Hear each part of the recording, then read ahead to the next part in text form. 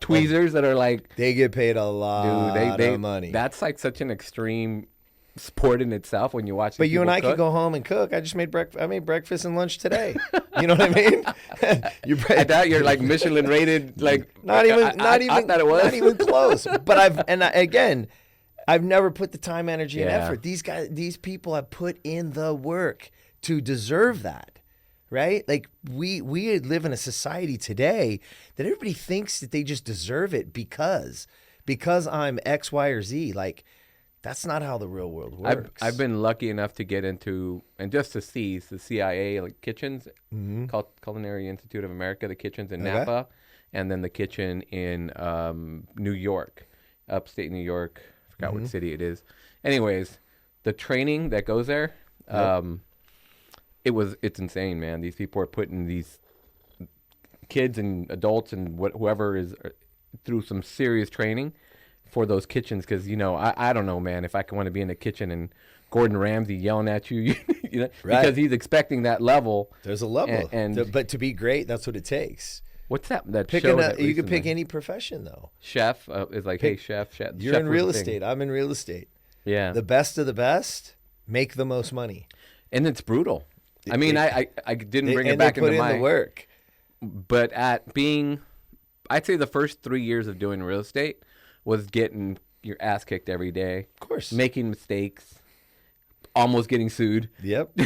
Right. People threatening you with lawsuits, all kinds of craziness, just all the time. Begging for forgiveness because you legit made a mistake. Yeah. And you exposed yourself to a very expensive problem and maybe even exposed your client. Sure. Right?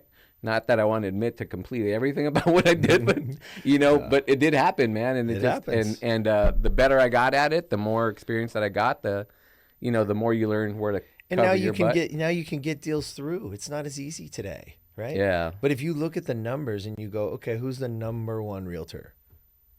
Who is it? Neil? Neil. Okay. Yeah. So, and those of you that aren't local to here, right? Neil Weichel, probably one of the top real estate agents, minds. He's been for around 20 years. Him and Sherry and Zach have gone back, and I think a couple years ago they went back and forth. Sure. But for 25 years, I heard stories from him and Patrick Lopez and I forgot who the other guys were, but they used to like get the book, right? The MLS was a book that came out back in the 90s. Yeah. And I was in high school, right? And they're dialing on the phone the book. Sure. Going through the book and sharing the listings.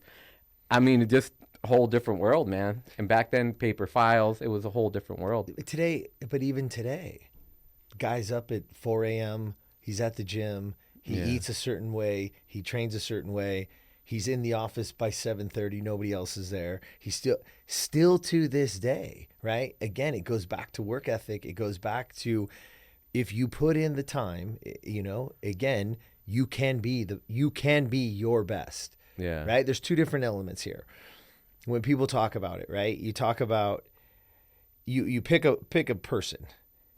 A person either feels like they want to be their best or they want to be the best. But here's the caveat. All right. It doesn't matter which.